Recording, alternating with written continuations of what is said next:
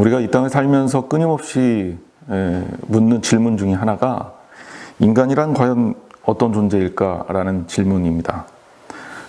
인간에 대해서 여러 가지 탐구를 하고 있지만 인간에 대해서 그래도 잘 설명해주고 있는 이론 중에 하나가 있어서 우리 성도들과 함께 나눌까 합니다. 1969년 미국의 교육학자 로렌스 J. 피터라는 사람이 이런 말을 해요. 한 위계 조직에서 각 종업원은 자신의 무능력이 드러나는 단계까지 승진하는 경향이 있다. 이 말을 좀 풀어서 다시 이해하면 어떤 위치에서 우리가 능력을 발휘하면 더 높은 위치로 올라가죠. 또 올라간 위치에서 또 일을 잘하고 인정받으면 승진합니다. 자, 이 사람은 어느 시점에서 승진을 멈출까요? 그렇죠. 자기가 무능력한 순간에 승진을 멈춘다는 겁니다.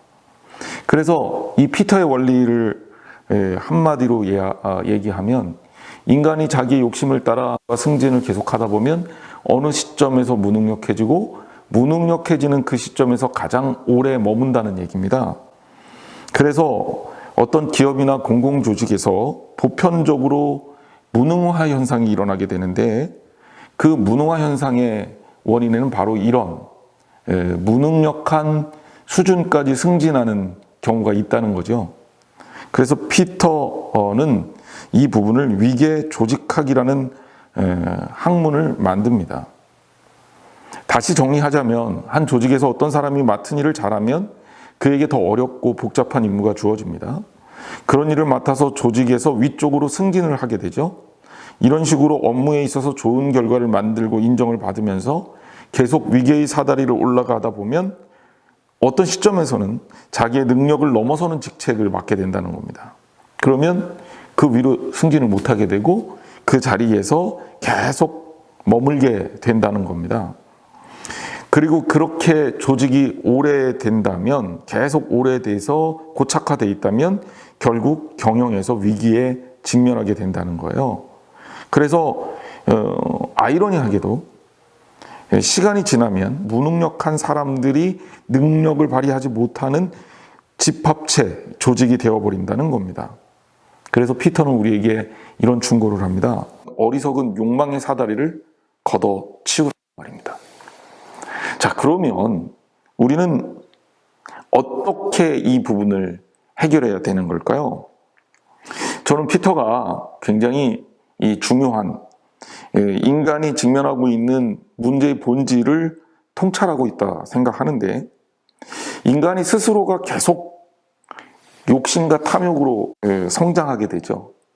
욕심과 탐욕을 바탕으로 계속 성장하다 보면 어느새 우리 스스로를 무너뜨릴 수 있는 그 괴물의 수준까지 이릅니다. 그렇기 때문에 우리는 어느 정도 수준에서 자신의 능력을 최대한도로 발휘할 수 있는 수준에서 그 멈출 필요가 있다는 거죠. 무능의 사다리를 걷어차라, 집어치우라 라는 말은 바로 그런 의미일 것입니다. 저는 이 말씀을 신앙적인 의미로 조금 더 곱씹어 봤습니다. 이 말씀은 아니지만 이 이론을 말입니다. 우리가 하나님 앞에서 겸손하다라는 것이 과연 어떤 것일까? 그냥 나는 무기력한 사람이고 무능력한 사람이고 아무것도 못하는 사람이다, 그냥 이렇게 말하는 게 진정한 의미의 겸손일까? 겸손의 시발점은 나의 본질과 나의 한계를 직시하는 데서 출발하는 것이 아닐까라는 말입니다. 그래서 제가 이런 이야기를 만들었어요. 한마디로 우리 인간은 하나님 앞에서 창조적인 무능력자가 되어야 된다라는 말이에요. 창조적인 무능력자라는 말은 한마디로 정리한다면 우리는 하나님 앞에서 스스로의 한계를 인정하고 낮아지고 겸손할 줄 아는 존재여야 한다는 겁니다. 하나님의 일을 할 때도 마찬가지겠죠. 내 스스로가 모든 일을 다 잘할 수 있다는 압박감에서 좀 벗어나야 합니다.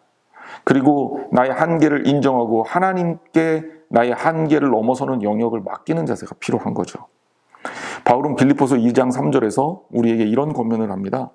아무 일에든지 다툼이나 허영으로 하지 말고 오직 겸손한 마음으로 각각 자기보다 남을 낮게 여기라고 말입니다. 다툼이나 허용으로 한다는 것은 인간이 가지고 있는 욕심, 욕망, 그리고 위로 올라가고픈 욕구를 말하는 겁니다.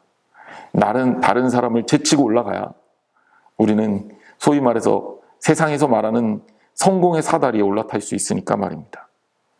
하지만 오히려 그 가운데 나의 부족함을 인정하고 오히려 겸손으로 하나님 앞에서 일할 수 있어야 된다.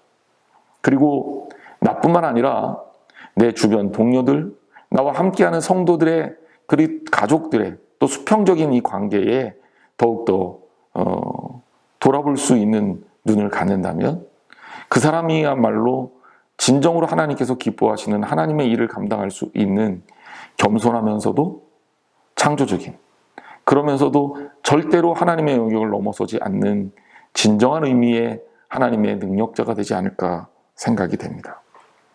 나 스스로 결과를 만들어서 세상의 성공을 추구하는 것이 아니라 오늘 우리는 하나님의 손에 이끌리며 살아야 할 이유가 여기에 또한 있습니다. 교만해서 스스로를 무능력자로 만들지 마십시오. 겸손을 통해 우리는 하나님께서 기뻐하시는 능력 있는 사람이 되는 겁니다.